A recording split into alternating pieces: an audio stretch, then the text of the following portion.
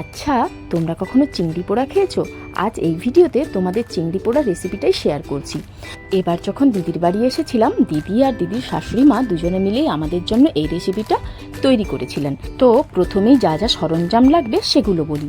কলা পাতা, হলুদ পাতা, পরিমাণ মতো সর্ষে বাটা, কাঁচা লঙ্কা গোটা গোটা চেরা, হাফ চামচ সর্ষের তেল, আর সাথে ছাড়ানো বা তৈরি করা চিংড়ি মাছ তো অবশ্যই লাগবে।